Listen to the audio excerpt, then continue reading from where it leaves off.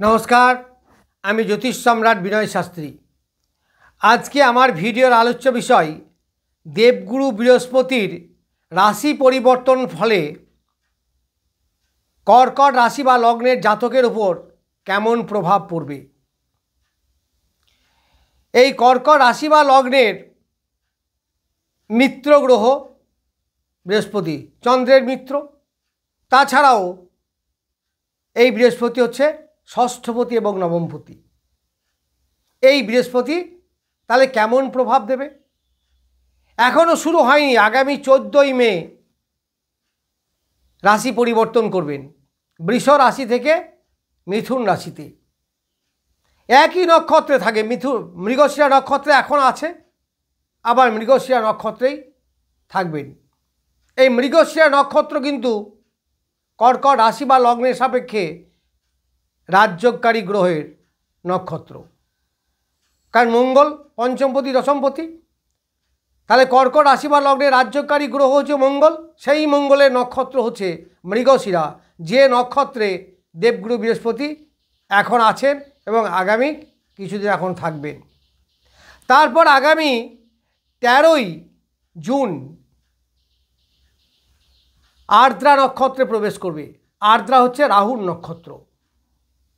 तारपर 12ই আগস্ট पुनर्वसु नक्षत्रे, पुनर्वसु तार निजेर नक्षत्र अर्थात पुनर्वसु नक्षत्रेर अधिपति बृहस्पतिदेव निजे। तारपरे कर्कटे ढुकबे, आबार बक्री हबे, आबार मिथुने जाबे, एइभाবে चलबे। ताहले এই बृहस्पति এই জাতকদের কেমন ফল দেবে? এই বৃহস্পতি বর্তমানে কর্কটের দ্বাদশে বসে আছে। কর্কটের দ্বাদশ মিথুন।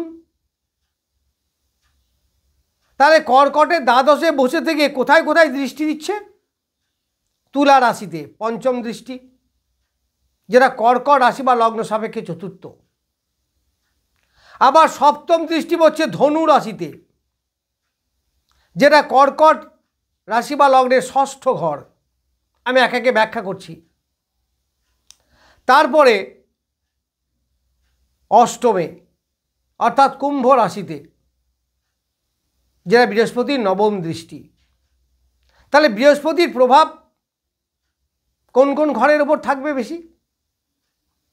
প্রথম কথা ষষ্ঠপতি এবং নবমপতি।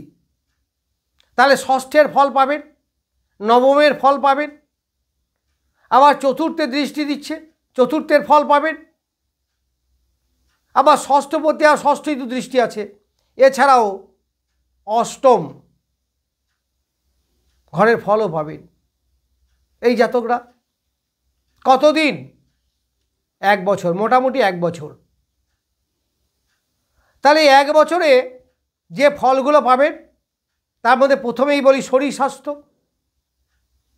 শরীর স্বাস্থ্য মোটামুটি ভালোই থাকবে, কারণ দ্বাদশ হচ্ছে আমাদের রোগের ঘর, হসপিটালাইজেশন। তো সেই জায়গায় যদি আমার একটা শুভ গ্রহ বসে থাকে, অর্থাৎ আমার বিপদ যেদিকে আসবে সেই দিকে যদি আমার বন্ধু দাঁড়িয়ে থাকে, তাহলে নিশ্চয়ই আসতে দেবে না। কি লজিক তাই বলছো তো? তাহলে সে অনেকটা প্রোটেকশন দেবে। আবার যাদের হসপিটালাইজেশন হওয়ার সম্ভাবনা কোনো কারণে হবে বা হতে পারে, সেটাও অনেকটা রোধ করবে।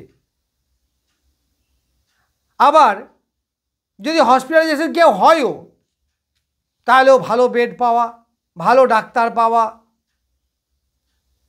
ভোগান্তিটা কম, এগুলো হবে।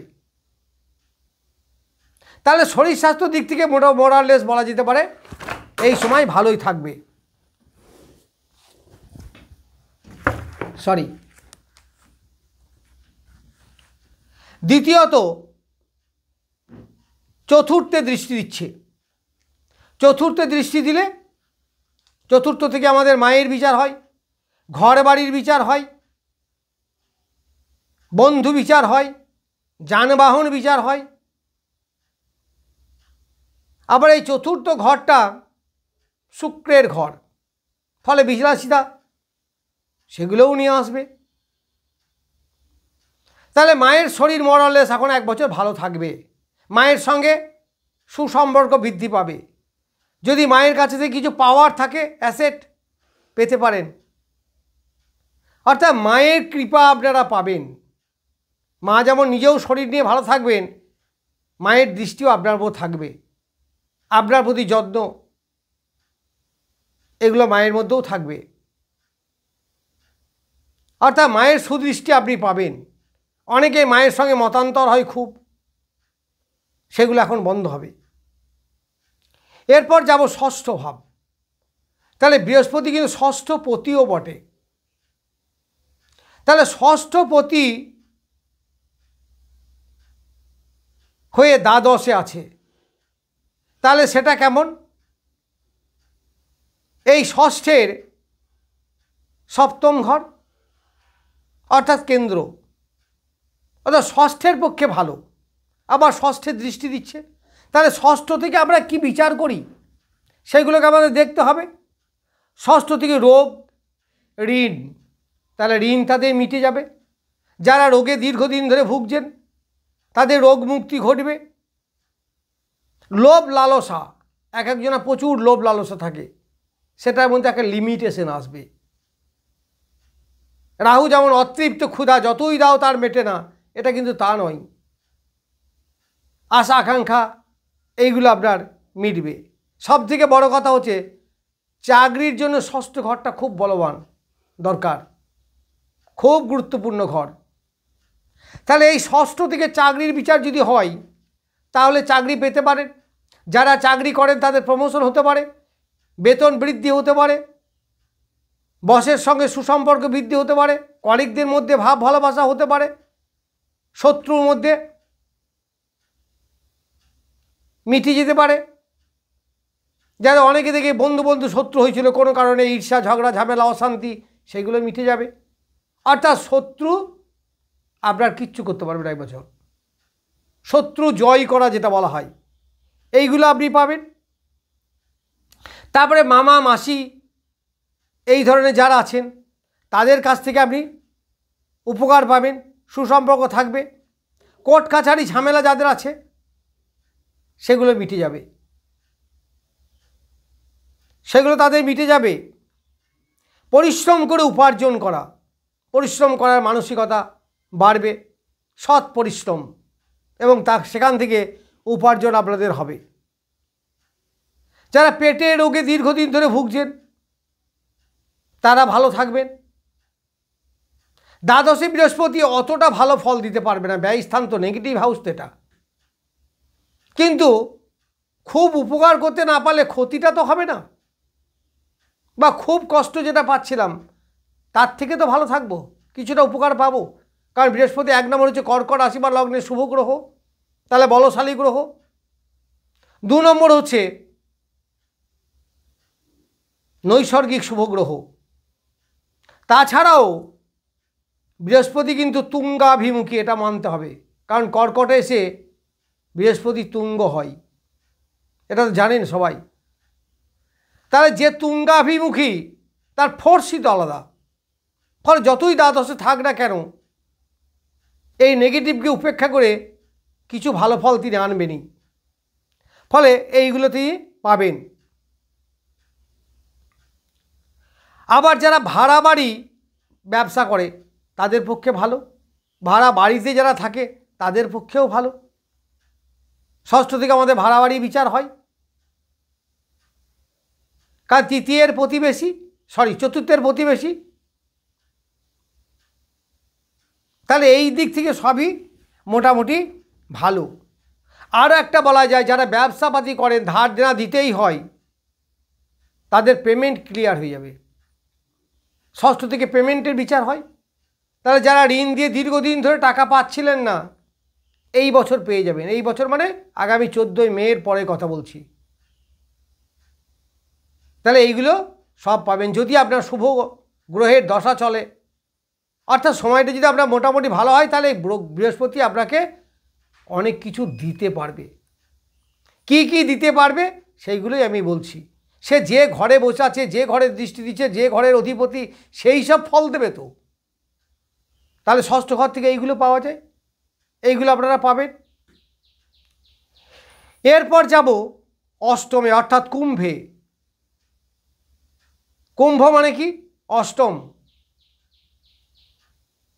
তাহলে অষ্টম থেকে আমরা কি পাই? অষ্টম থেকে প্রথম হয় পরিবর্তন। পরিবর্তন মানে অষ্টম কি? আত্মার পরিবর্তন। আত্মা এক দেহ থেকে ছেড়ে আর এক দেহে যায়, পরিবর্তন তো। ঠিক চাকরিতেও তাই, কর্মেও তাই। যারা চাকরি করেন তার প্রমোশন হবে, নট ডিমোশন। কারণ অষ্টম ঘরটা পরিবর্তন। তাহলে পরিবর্তনটা ভালো হবে না খারাপ হবে? সেটা কি করে? বৃহস্পতি যেহেতু শুভ গ্রহ এবং অষ্টমের দ্বিতীয় পতি নবমপতি, তাহলে অষ্টমের লাভ হবে এবং সেটা শুভই হবে। আবার অষ্টম হচ্ছে দশমের একাদশ। তা দশম থেকে আমাদের কর্ম, দশম থেকে আমাদের পেশা, তাহলে কর্ম বা পেশার উন্নতি হবে। কারণ অষ্টমে বৃহস্পতি পূর্ণ দৃষ্টি আছে। এইগুলো আমরা পাই। এছাড়া যারা অকাল সায়েন্সের ব্যবসা করেন তাদের ভালো হবে। অকাল সায়েন্স বলতে আমি অনেক ভিডিওতেই বলেছি, অকাল সায়েন্স হচ্ছে সেই সমস্ত বিদ্যা যে বিদ্যাগুলো সাধারণ মানুষ সচরাচর সব মানুষ করে না। যেমন লয়ার, জ্যোতিষী, তান্ত্রিক, তারপর যারা সুদের ব্যবসা করে, এরা হচ্ছে অকাল সায়েন্স বলা হয় এগুলোকে। তো এই ধরনের ব্যবসা যারা করেন তাদের কাছে খুব ভালো। যারা পিএইচডি লেভেলে আছে, এখন রিসার্চ করছেন বা মাস্টার ডিগ্রি করছেন, তাদের কাছে বেশ ভালো। তাহলে এতগুলো দিক আপনারা পাবেন। আরও বলা যায় যে অষ্টম হচ্ছে আমাদের যৌন চেতনা বা সেক্সের ঘর। এইখানে যদি শুভ বৃহস্পতি যায় তাহলে যাদের যৌন রোগ আছে বা প্রাইভেট পার্টে যাদের সমস্যা আছে তা অনেকটা কিওর হবে। আপনার স্বামী স্ত্রীর মধ্যে সুসম্পর্ক বৃদ্ধি পাবে, আকর্ষণ অনেকটা বাড়বে, এইগুলো নিশ্চয়ই বলা যায়। যারা জটিল রোগে পড়ে আছেন, অষ্টম ঘরটা কিন্তু জটিল, তারাও কিওর হয়ে যাওয়ার যথেষ্ট সম্ভাবনা আছে। আবার এই অষ্টমের একাদশ, অষ্টম অর্থাৎ অষ্টমের কি একাদশ, একাদশ কি ষষ্ঠ। তাহলে অষ্টমের সাপোর্টিং ঘর, লাভের ঘর, ভালো থাকার ঘর, ভালো কিছু পাওয়ার ঘর, ষষ্ঠ ঘর। তা সেইখানে বৃহস্পতির দৃষ্টি আছে, প্লাস বৃহস্পতি ষষ্ঠপতি। ফলে অষ্টমকে এইগুলো পেতে বৃহস্পতি কি করবে? ভীষণভাবে সাপোর্ট করবে। নবমপতি বৃহস্পতি কোথায় আছে? দ্বাদশে। তাহলে কি হবে? রোগের ঘরে বসে আছে, পিতা তার রোগের ঘরে বসে আছে, তাহলে কি রোগগ্রস্ত হবেন? আমার মনে হয় তা হবে না। কেন হবে না? বৃহস্পতি তো নবমপতি, শুভ। আবার দ্বাদশে বসে থেকে রোগ মুক্তি ঘটাবে, বা যদিও রোগে পড়েন তাহলে ভালো ট্রিটমেন্ট, ভালো ডাক্তার পাওয়া, ওষুধের কার্যকলাপ বৃদ্ধি হওয়া, এগুলো হবে। আমাদের জ্যোতিষে একটা কথা আমরা বলি জানেন, যে দুঃসময় যখন কাছে আসে বা মৃত্যুর সময় যখন কাছে আসে তখন ওষুধও কাজ করে না। তাহলে শুভ গ্রহ যদি এই জায়গায় বসে থাকে, এক নম্বর নৈসর্গিকভাবে শুভ গ্রহ, দু নম্বর হচ্ছে নবমপতি হিসাবে শুভ গ্রহ, তিন নম্বর হচ্ছে রাশি বা লগ্নপতি চন্দ্রেরও মিত্র গ্রহ। তাহলে এতগুলো যখন শুভ, শুধু দ্বাদশে থাকলে কি অশুভ দেবে? ব্যয় বৃদ্ধি করাবে, করাক, ভালো তো। ব্যয় বৃদ্ধি যদি না হয় তাহলে আমরা আনন্দ পাবো কি করে? আমি বাড়ি করব, খরচ করতে হবে তো। আমি লাক্সারি গুডস কিনবো, খরচ করতে হবে তো। আমি একটা যানবাহন কিনবো, খরচ করতে হবে তো। অর্থাৎ আনন্দ পেতে গেলে, বিলাসিতা বাড়াতে গেলে, ভোগ করতে গেলে খরচ তো করতেই হবে। এই খরচ এগুলো বাড়বে, অর্থাৎ সৎ ব্যয় বলা হয় যাকে। এইখানে যদি রাহু কেতু বা এই ধরনের কোনো অশুভ গ্রহ আসতো, তাহলে আমি বলতাম রোগের পিছনে সব খরচ হয়ে যাবে, যা ইনকাম করবে সব খরচ হয়ে যাবে। কিন্তু বৃহস্পতি তা করবে না, প্রোটেকশন দেবে। অর্থাৎ ভালো যা করবে করবে, অন্ততকে মন্দটাকে আটকিয়ে দেবে। আমার লজিক যদি কোথাও ভুল হয় বলবেন। অবশ্যই অ্যাস্ট্রোলজি একটা সায়েন্স, কিন্তু এই প্রমাণ্য সায়েন্স নয়।